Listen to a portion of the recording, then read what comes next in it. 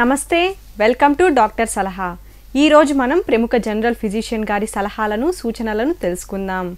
గత 4 సంవత్సరాలుగా నెల్లూరు నగరం మరియు పరిసర ప్రాంత ప్రజలందరికీ వైద్య సేవలు అందిస్తూ ప్రస్తుతం ఎన్ఎల్ హాస్పిటల్ నందు కన్సల్టెంట్ ఫిజిషియన్గా వైద్య సేవలు అందిస్తున్న doctor P Harikrishna MBBS DNB general physician diabetologist గారు సిస్టమిక్ హైపర్ టెన్షన్ గురించి అందించే సలహాలను సూచనలను తెలుసుకుందాం.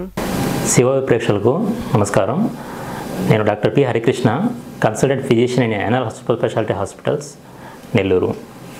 ఈరోజు మనం సిస్టమిక్ హైపర్ టెన్షన్ లేదా సాధారణంగా మనం హై బీపీ అంటాం లేదా హై బ్లడ్ ప్రెషర్ అంటాం, వీటి గురించి డిస్కస్ చేసుకోబోతున్నాం.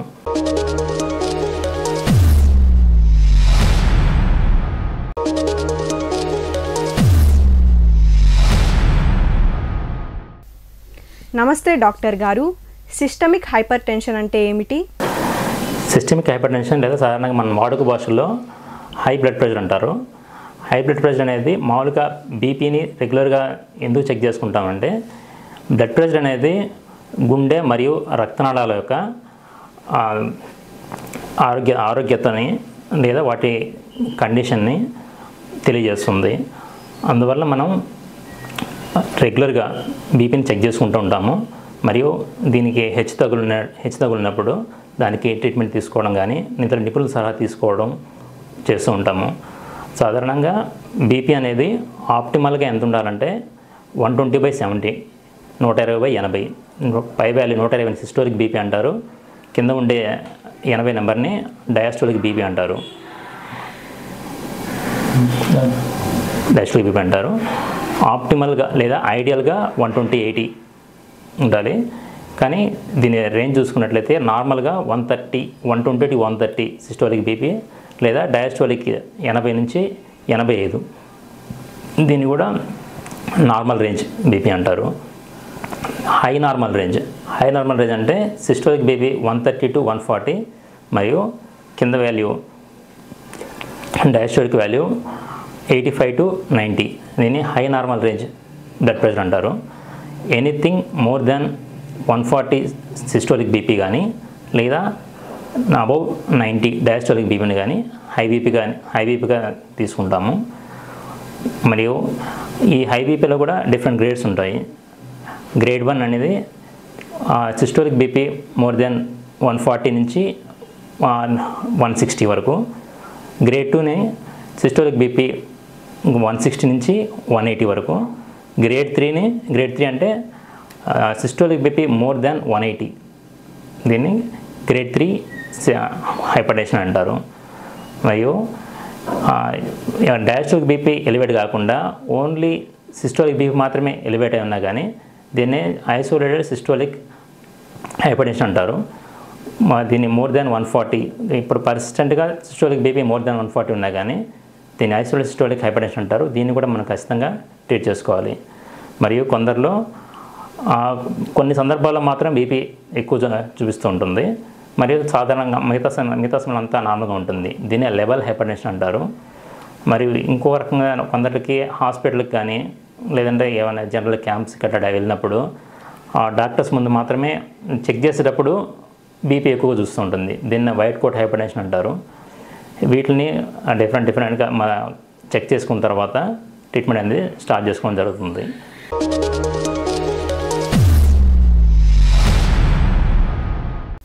డాక్టర్ గారు, బీపీని ఎలా చెక్ చేసుకోవాలి? సాధారణంగా బీపీని ఏదో టెక్నీషియన్ కానీ లేదంటే డాక్టర్ కానీ బీపీ ఆపరేటర్స్ పేషెంట్ యొక్క ఛాతీ భాగం లేదా గుండె భాగం ఒకే రేంజ్లో ఒకే హైట్లో ఉండేట్టుగా కూర్చొని చెక్ చేసుకోవాలి. ఐడియల్గా కూర్చునే పొజిషన్లో కానీ లేదంటే లైంగ్ డౌన్ పొజిషన్లో కానీ చెక్ చేసుకోవచ్చు. దీన్ని మాన్యువల్ బీపీ ఆపరేటర్స్ అంటారు. ఇది ఎలక్ట్రానిక్ బీపీ ఆపరేటర్స్ అంటారు. సాధారణంగా రెండిట్లో ఈక్వల్ రీడింగ్స్ అనేది యాక్యురేట్గానే ఉంటాయి. బట్ చెక్ చేసే ముందర మాన్యువల్ బీపీ ఆపరేటర్స్ అయితే పాదరసం మూమెంట్ సరిగ్గా ఉందా లేదా, మరియు కఫ్ అనేది సరిగ్గా ఇన్ఫ్లేట్ అవుతుందా లేదా, ఈ ట్యూబింగ్స్ అనేది కరెక్ట్గా ఫిట్ అయి ఉన్నాయా లేదా, ఈ 3 చూసుకోవాల్సి వస్తుంది. అది ఎలక్ట్రానిక్ బీపీ ఆపరేటర్స్లో అయితే ఛార్జ్ సరిగ్గా ఉందా లేదా, మరియు కఫ్ సైజు ఎప్పుడైనా పేషెంట్కి చెక్ చేసే ముందర అట్లీస్ట్ చేతికి 1.5 times రొటేట్ అవ్వాలి. ఈ కఫ్ అనేది అట్లీస్ట్ 1.5 times రొటేట్ అవ్వాలి. అందువల్ల పేషెంట్కి మరీ లావు ఉన్నప్పుడైతే దీన్ని తగ్గట్టు కఫ్ని మార్చుకోవాల్సి వస్తుంది. అదే ఇక్కడ ట్యూబింగ్స్ అని ఉంటాయి. ఇవి ఈ ట్యూబింగ్స్ ఎలక్ట్రానిక్ వీటిలో కానీ ఈ ట్యూబింగ్స్ అనేది ముందు భాగంలో చేతికి ముందు భాగంలో కరెక్ట్గా ఇక్కడ బ్రేకిల్ ఆర్టరీ ఉంటుంది. ఈ ఆర్టరీకి దగ్గరకు సమాంతరంగా వచ్చేట్టుగా చూసుకోవాల్సి వస్తుంది. ఇంకొక ముఖ్య విషయం ఏంటంటే బీపీ చెక్ చేసేటప్పుడు పేషెంట్ని కనీసం ఒక 5 to 10 minutes రిలాక్స్ పొజిషన్లో కూర్చోమని చెప్పాలి. ఏదైనా ఎగ్జర్షన్ ఉన్నప్పుడు కానీ లేదంటే అతను ఒక హాఫ్ అవర్ ముందు ఏమైనా కాఫీ కానీ టీ కానీ ఏమైనా ఆల్కహాల్ కానీ ఇలా తీసుకున్నట్లయితే బీపీ చెక్ చేసుకునేది చెక్ చేయకూడదు. అట్లీస్ట్ అతను స్టేబుల్గా ఎటువంటి స్ట్రెస్ లేకుండా ఒక 10 minutes కూర్చున్న తర్వాతే బీపీ అనేది చెక్ చేసుకోవాలి. మాన్యువల్ ఆపరేటర్స్లో చెక్ చేసేటప్పుడు 2 రకాల మెథడ్స్ ఉంటాయి. ఒకటి ఏంటంటే ఆస్కల్టేటర్ మెథడ్, 2 పాల్పేటరీ మెథడ్ అంటారు. పాల్పేటరీ మెథడ్లో ఫస్ట్ చూసిన తర్వాతే ఆస్కల్టేటర్ మెథడ్లో చెక్ చేయడం వల్ల ఎర్రర్స్ అనేది రాకుండా ఉంటాయి.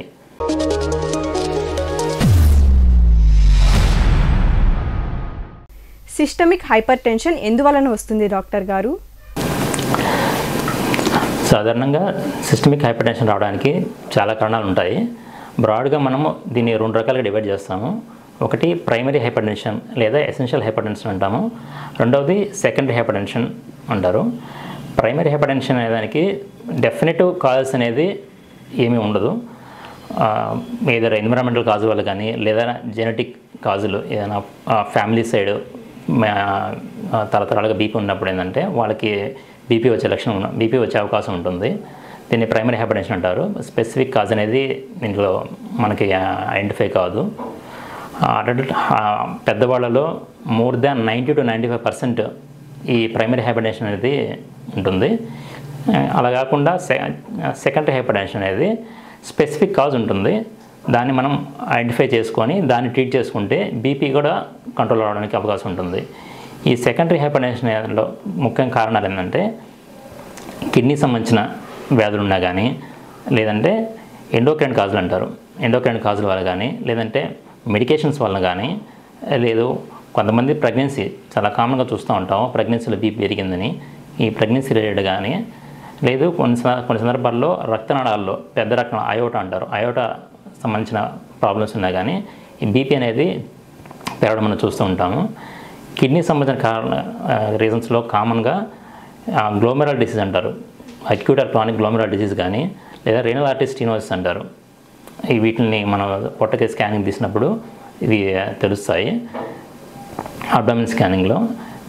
వీటిలో కూడా బీపీ అనేది ఎక్కువ పెరుగుతూ ఉంటుంది. అదే ఎండోక్రైన్ కాజెస్ అంటారు. ఎండోక్రైన్ కాజుల్లో మనకు diabetes, chronic diabetes, long standing డయాబెటీస్లో కానీ లేదంటే కుషింగ్ సిండ్రోమ్స్ అంటారు.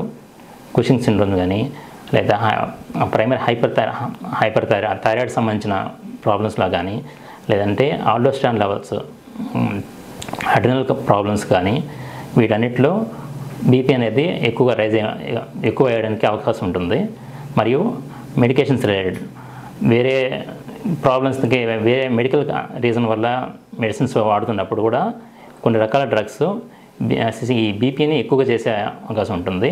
వాటిలో కామన్గా మనం ఓసీపీస్ అంటారు, ఓరల్ కాంట్రాసెప్టివ్ పిల్స్ అంటాము. అవి స్టెరాయిడ్స్ వాడడం, మనము సింపాథరీ మిమిక్స్ అంటారు, కొన్ని ఆస్తమా రిలేటెడ్ డ్రగ్స్ వీటికి వాడినప్పుడు కూడా బీపీ అనేది హెచ్చుతగ్గులు అవ్వడం కూడా మనం చూస్తూ ఉంటాము.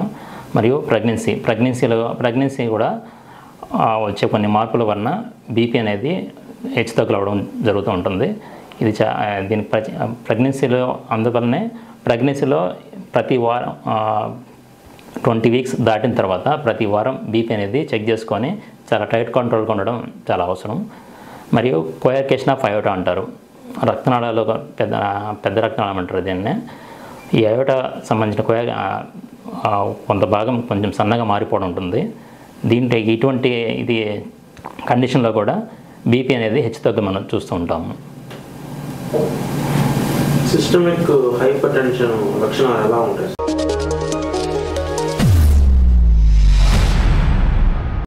డాక్టర్ గారు, సిస్టమిక్ హైపర్ టెన్షన్ లక్షణాలు ఎలా ఉంటాయి? సిస్టమిక్ హైపర్ టెన్షన్ లక్షణం మనకు చూసుకున్నట్లయితే దీన్ని బ్రాడ్గా 2 రకాలుగా తీసుకుంటాము. ఒకటి నాన్ స్పెసిఫిక్ కాజులు లేదా జనరల్ కాజులు అంటారు. ఇంకోటి స్పెసిఫిక్ ఎండ్ ఆర్గన్ డ్యామేజ్ అంటారు. ఎండ్ ఆర్గన్ డ్యామేజ్ కాజులు అంటారు. జనరల్ కాజులో చూసుకున్నట్లయితే మనం చూస్తుంటాము పెద్దవాళ్ళు తల తిరుగుతున్నట్టుంది, తలంతా మొద్దుబారినట్టుంది, కొంచెం తలనొప్పిగా ఉండడం లాంటి కంప్లైంట్ చేస్తూ ఉంటారు. ఇవి చాలా ఒకనొక రీజన్ బీపీ అయ్యే అవకాశం ఉంటుంది. అందువలన తలనొప్పి రావడం, తల తిరుగుతున్నట్టు ఉండడం, మరియు డిజీనెస్ అంటారు.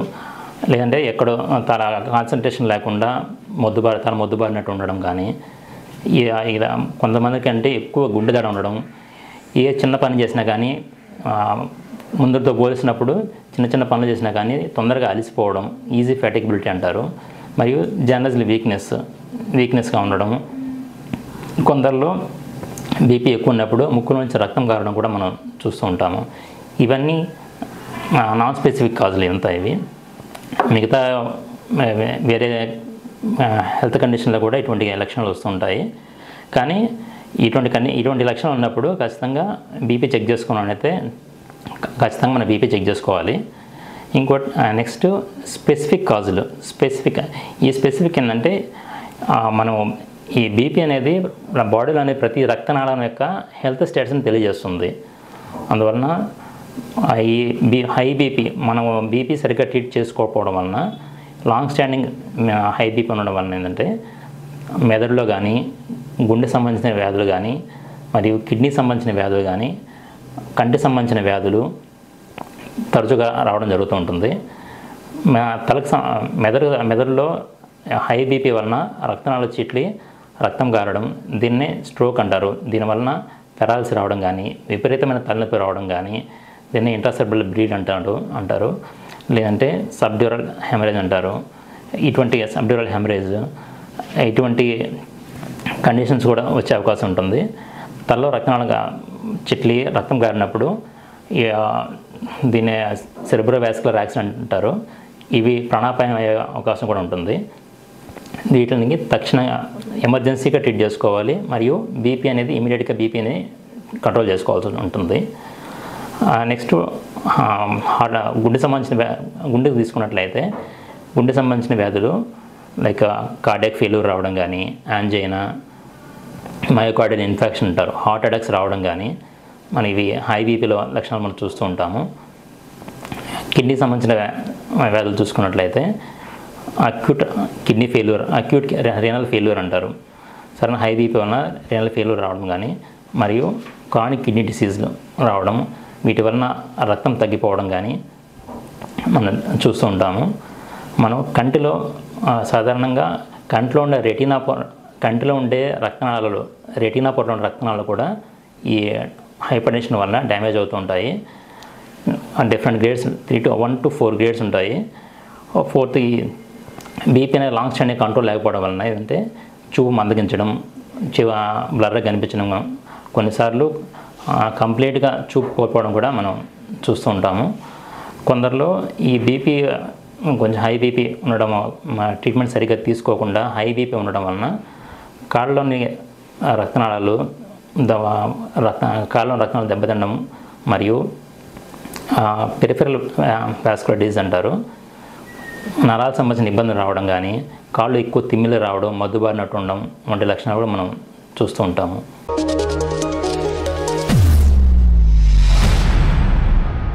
సిస్టమిక్ హైపర్ టెన్షన్ను ఎలా టెస్ట్ చేస్తారు డాక్టర్ గారు? సిస్టమిక్ హైపర్ టెన్షన్ అనేది క్రానిక్ డిసీజ్ అంటారు, క్రానిక్ నాన్ కమ్యూనికబుల్ డిసీజ్ అంటారు. అంటే ఇది ఒకరి నుంచి ఒకరికి వ్యాధి చెందదు, కానీ ఒకసారి వచ్చినప్పుడు దీనికి ట్రీట్మెంట్ అనేది ఎక్కువ రోజులు తీసుకోవాల్సిన అవసరం ఉంటుంది. లైక్ డయాబెటీస్ లాగే దీనికి కూడా ట్రీట్మెంట్ అనేది చాలా ఎక్కువ రోజులు అవసరం పడుతూ ఉంటుంది. వన్స్ మనం హైపర్ టెన్షన్ అని డయాగ్నోస్ అయినప్పుడు, లేదా మనకి పైన చెప్పిన లక్షణాలు, హైపర్ టెన్షన్ లక్షణాలు మనకి కనిపించినప్పుడు కానీ వెంటనే ప్రైమరీ ఫిజిషియన్ని మనం కన్సల్ట్ అవ్వాలి. కన్సల్ట్ అయ్యి బీపీ ఉందా లేదా దానికి సంబంధించిన పరీక్షలు అనేది చేసుకొని కన్ఫర్మేషన్ చేసుకోవడం తప్పనిసరి. ప్రైమరీ ఫిజిషియన్ కన్సల్ట్ అయినప్పుడు వాళ్ళు కొన్ని టెస్టులు చేయడం జరుగుతుంది. అవి కొన్ని స్పెసిఫిక్ టెస్టులు అంటారు, కొన్ని అంటే జనరల్ టెస్టులు కొన్ని చేస్తారు, కొన్ని స్పెషల్ టెస్టులు కొన్ని చేయాల్సిన అవసరం పడుతుంది. జనరల్ టెస్టులు అంటే కంప్లీట్ బ్లడ్ హీమోగ్రామ్ చేసుకోవాల్సి వస్తుంది. దాంట్లో రక్తం పర్సెంటేజ్ ఎంత ఉందో చెక్ చేస్తారు. మరియు రీనల్ ఫంక్షన్ టెస్ట్ అంటారు, ఇవన్నీ కిడ్నీ సంబంధించిన వ్యాధులు ఏమైనా ఉన్నాయా. మెయిన్ దీంట్లో ఎందుకు చేస్తారంటే primary hypertension, secondary hypertension difference చేసుకొని ఏమైనా సెకండరీ హైపర్టెన్షన్ కాజులు ఏమన్నా మనం ముందుగా చెప్పుకున్నట్టు రీనల్ సంబంధించి కానీ ఎండోక్రైన్ సంబంధించి ఏమైనా ప్రాబ్లమ్స్ ఏమైనా ఉంటే దాన్ని కనుక్కొని ఐడెంటిఫై చేసి ట్రీట్ చేసుకోవడానికి ఈ టెస్ట్ని చేయడం జరుగుతుంది. జనరల్ టెస్ట్లో complete blood hemogram, renal function test చేసుకోవాల్సి వస్తుంది, మరియు ఈసీజీ చేసుకోవాల్సి వస్తుంది. దాంతోపాటు చెస్ట్ ఎక్స్రే మరియు యూరిన్ అనాలిసిస్ అంటారు, యూరిన్ టెస్ట్ ఇవి చేసుకోవాల్సి వస్తుంది. యూరిన్ టెస్ట్లో హైపర్టెన్షన్, లాంగ్ స్టాండ్ హైపర్టెన్షన్ వలన ప్రోటీన్యూరియా అంటారు, యూరిన్లో ఎక్కువ ప్రోటీన్ పోవడం మనం చూస్తూ ఉంటాము. దీనివల్ల కాలు వాపులు రావడం కూడా జరుగుతూ ఉంటుంది. మరియు చెస్ట్ ఎక్స్రే తీసుకుంటాము. చెస్ట్ ఎక్స్రేలో కార్డియాక్ సైజ్ని మనకు మెజర్ చేసుకోవడం జరుగుతుంది. మరియు స్పెషల్ టెస్ట్లు అంటారు. స్పెషల్ టెస్ట్లో రీనల్ సంబంధించిన అల్ట్రాసౌండ్ అబ్డామిన్, దీని రీనల్ సైజ్ని మరియు రీనల్ ఆర్టరీ వాల్యూమ్స్ని మరియు రీనల్ ఆర్టరీ ఏమైనా స్టినోసిస్ ఏమైనా ఉందా, రీనల్ ఆర్టరీ ఏమైనా ప్రాబ్లమ్స్ ఏమైనా ఉన్నాయా చెక్ చేసుకోవడం జరుగుతుంది. మరియు అబ్డామిన్ అయోటా యొక్క క్యాలిబర్ కానీ మెజర్ చేసుకోవడం కూడా జరుగుతుంది. వీటితో పాటు అడ్రినల్ సంబంధించిన ఏమన్నా ట్యూమర్స్లా ఉండడం కూడా మన అల్ట్రాసౌండ్ అబ్డామిన్లో తెలుసుకోవడం జరుగుతుంది.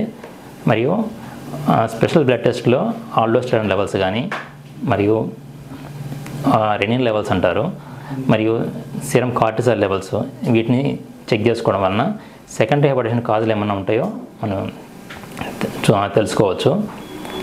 మరియు ట్రీట్మెంట్కి వచ్చినట్లయితే మెయిన్గా ట్రీట్మెంట్ని 2 రకాలుగా డివైడ్ చేస్తారు. ఒకటి నాన్ డ్రగ్ ట్యాబ్లెట్స్ లేకుండా తీసుకునే వైద్యం, సెకండ్ది డ్రగ్ థెరపీ అంటారు. కంపల్సరీగా నాన్ డ్రగ్ థెరపీ అనేది చాలా ఇంపార్టెంట్ రోల్ ప్లే చేస్తుంది ట్రీట్మెంట్లో. మెయిన్ ఏంటంటే లైఫ్ స్టైల్ మోడిఫికేషన్.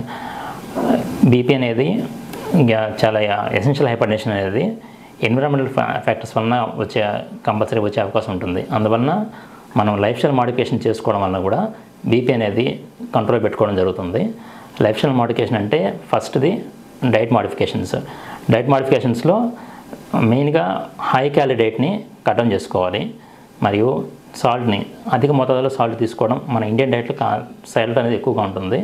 సాధ్యంత వరకు సాల్ట్ ఇంటేక్ 5 to 7 grams కన్నా ఎక్కువగా లేకుండా చూసుకోవాలి డైలీ సాల్ట్ ఇంటేక్. మరియు హై క్యాలరీ తీసుకోవడం వల్ల ఏంటంటే ఒబేసిటీ రావడం, ఓవర్ వెయిట్ అవ్వడం, వీటి వలన కూడా బీపీ అనేది వర్సన్ అవుతూ ఉంటుంది.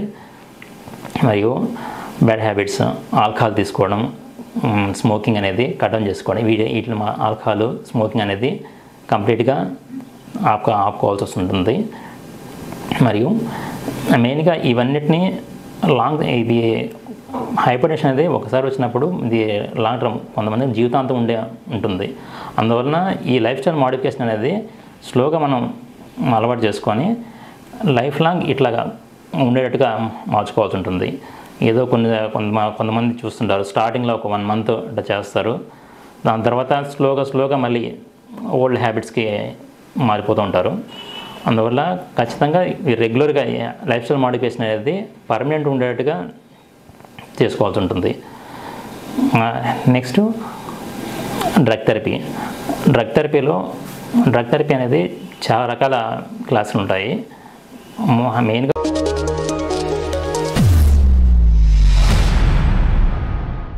తెలుసుకున్నారు కదండి, సిస్టమిక్ హైపర్ టెన్షన్ రాకుండా ఎలాంటి జాగ్రత్తలు తీసుకోవాలి, వచ్చినప్పుడు ఎలా సరి చేసుకోవాలనే దాని గురించి. ఇవాల్టి డాక్టర్ సలహా కార్యక్రమం ఇంతటితో ముగిస్తూ రేపు మరొక వైద్య నిపుణుల ద్వారా వారి సలహాలను సూచనలను తెలుసుకుందాం. డాక్టర్ సలహా కార్యక్రమం ప్రతిరోజు మీ శివాబీ న్యూస్ ఛానల్ నందు ఉదయం 8:30 తిరిగి 2:30 మరియు రాత్రి 9:30 ప్రసారమగును. యువర్స్ వైష్ణవి.